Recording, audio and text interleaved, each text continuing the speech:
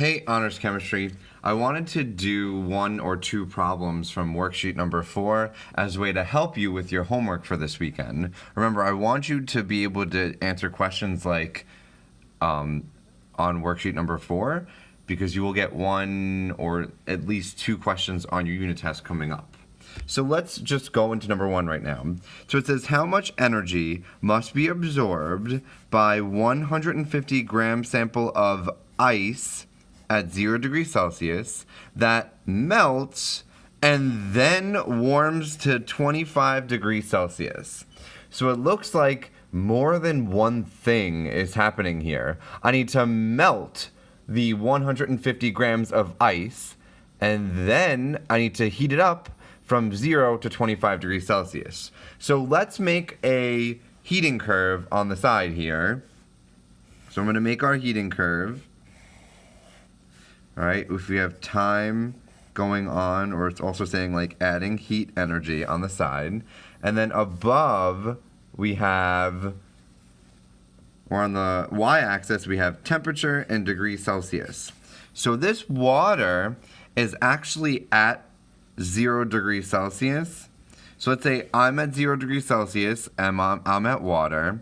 How much energy must I add to this water to melt it and then heat up to 25 degrees Celsius? So here is my melting,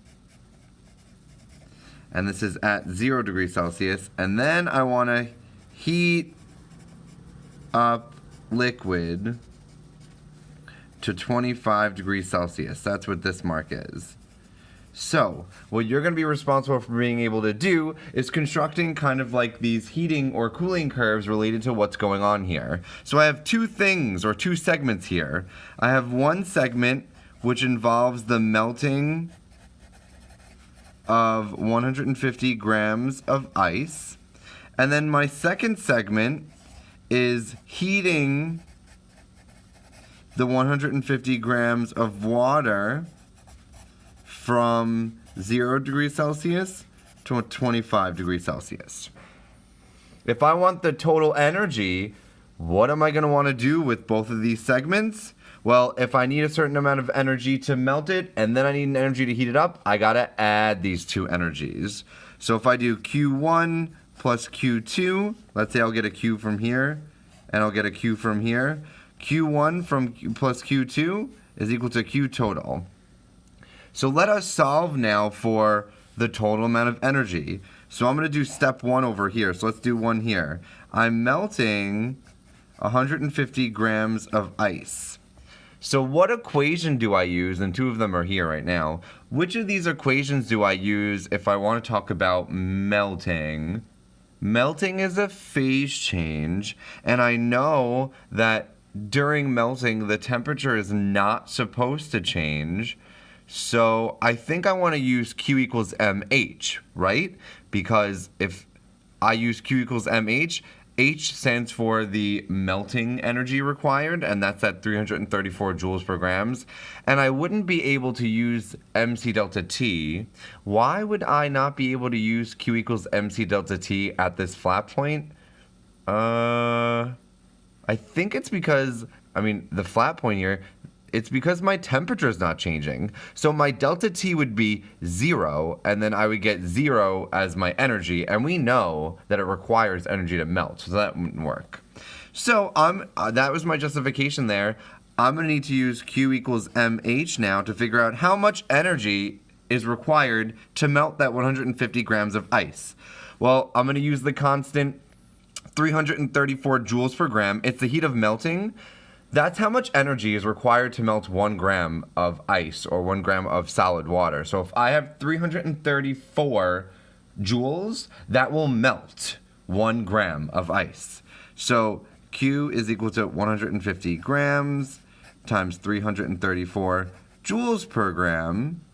And my grams cancel out. So my Q1, or my Q of my segment 1, will be 150 times 334, and I get I always had it in scientific notation. I get 50,100 joules. All right, so 150 times 334 is 50,100 joules. Now let me see what I need as far as energy for the second segment. For the second segment, I'm heating up now. This is going to be liquid water, right? Because I've melted all the water now, right? So in part one, I've melted all this water. And so now that I've melted all this water up, I have to heat it up from 0 to 25 degrees Celsius. What equation now am I going to use if I'm heating up one phase? Well, I already used Q equals MH, and H was for that phase change. I've probably got to use Q equals MC delta T. I have a change in temperature. It's going from 0 to 25 degrees Celsius, and I no longer have more than one phase present. In part one or segment one, I had ice that was melting, so I'd probably have solid and liquid ice both at the same time. And remember, if I have two phases present, or if I have a phase change, my temperature is not changing, so my delta T would be 0. Now, for my second part, I have a temperature change. I'm going from 0 degrees Celsius to T final of 25 degrees Celsius. So I need to use Q equals MC delta T. Now for this problem, why am I still using 150 grams for mass? I already used the 150 grams in part 1. Why would I also still use the 150 grams for part 2 here? Well, if this is my system and I have ice cubes, let's say in a beaker or a cup of some sort, am I losing any of that water? Is that water going anywhere? If I melt 150 grams of ice, what should be my mass of the liquid that remains? Well, we should know from our very first week and very first lab for conservation of matter that if I melt ice, I should have the same mass. The volume will be different, but I should have the same mass of ice because of conservation of matter, right? So same mass because of conservation. So I use M is 150 grams. What's C again? Well, if I'm heating up a substance, and I know I'm using Q equals MC delta T, the C for liquid water, and I know this is a liquid because I melted it, right? So I know that I'm using the liquid water is because at segment 2, I should have nothing but liquid here. I melted all of the ice to liquid. So I'm going to use the liquid water heat capacity, which is 4.18 joules per grams degree Celsius. And what that means is I need 4.18 joules to heat up 1 gram of water by 1 degree Celsius. That is what the heat capacity means. If I have 4.18 joules, I could heat up 1 gram of water by 1 degree Celsius. If I had twice as many, if I had 8.36 joules, then I could change it by 2 degrees Celsius. Or, or I could heat it up by 2 grams. So let's plug in these values now. 4.18 joules per grams degree Celsius. And my delta T is T final minus T initial, which is 25 minus 0. So my change in temperature is my final temperature minus my initial temperature, so it's 25. So I'm going to multiply by 25 degrees Celsius. And if I do all of this math, I get 150 times 4.18 times 25. And I'm going to put the value here. 15,675 joules. So I have an energy for part 1 and an energy for part 2. What am I going to want to do with both of these energies now? And I'm sorry, I write a lot. All right. What am I going to do with both these energies if I want how much energy must be absorbed by the 150 gram sample of ice at 0 degrees Celsius that melts and then warms to 25 degrees Celsius? Well, I kind of wrote that here. I want the question's asking for total energy. That's really what the question is asking for. Total energy absorbed. And in order to do that, it should be Q1 from segment 1. And remember, segment 1 was the melting. Plus Q2, which was segment 2. And remember, that's just heating liquid from 0 degrees Celsius to 25 degrees Celsius. Okay? So there's Q1 plus Q2, and that's going to be my Q total, which is my total energy absorbed. Okay? And now remember, how do I know if energy is being absorbed? That means it's being taken in. Like, what does absorb mean? It means I'm taking it in.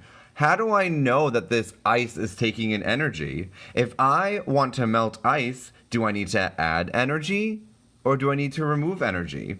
Well, if I'm melting ice and warming it up, we know that I need to add energy into the system. So if this was my ice, I'm adding energy, right? And that's because I need energy to melt it and I need energy to heat things up. If I add energy, things move faster and heat up. If I remove energy, things slow down and move slower and have less energy, and energy leaves that system. And then remember, if this is my system, everything outside is the surroundings. So, and I briefly mentioned this last week. So if I'm absorbing energy, energy is going from the surroundings to the system.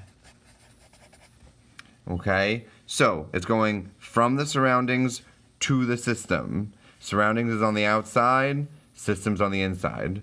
And so, now to wrap all of this up, if I want my total energy absorbed, it's the energy I use to melt it and the energy I use to heat it up. So 50,100 joules plus 15,675 joules. If I do this math, plus 15,675. If I do this math correctly, I get 65,775 joules. Now let's make sure we have the correct number of Sig Figs. I will accept this answer for right now, but if I look at my Sig Figs, I have 150 grams. That's 2 Sig Figs. Remember, that 0 is not significant because there's no decimal point.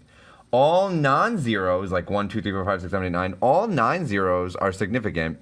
Zeros are only significant if they are after a non-zero and a decimal point is involved, or if they're after a non-zero and after decimal points, or if they're after a non-zero and before a decimal point. So I have 2 Sig Figs here. Look at this one. This 0 is a little bit awkward.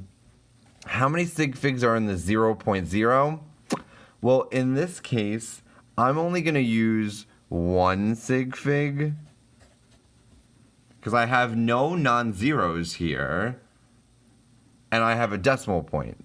So I'm going to say that that 1 0 in here is just going to be significant. And any 0 before that non-zero will not be significant. And then I have 3 Sig Figs for this temperature. So it looks like between 1, 2, and 3, I will want 1 significant figure. So if I want to round my answer to 1 Sig Fig, I want to probably round this or put this in scientific notation. Either 70,000 joules or 7 times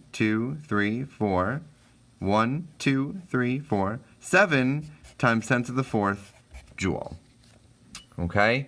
So, that is how we would answer question number 1. We did number 2 together, and we also did another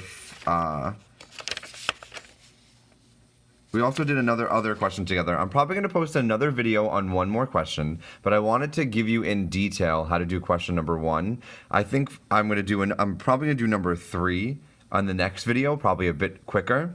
And here is how we answered number 2 during class this week. If you wanted to check your answer, to answer this question, we had 325,000 joules, and I converted that to kilojoules. That was how much energy I had, and I needed to use both these equations because I heated up a liquid and then I boiled it. So you could look at my work here and check it with yours. Again, we did question number 2 together. So just if you wanted to see question 2 again and you want to check your work, you should get the answer is 77 grams. All right, be on the lookout for my next video.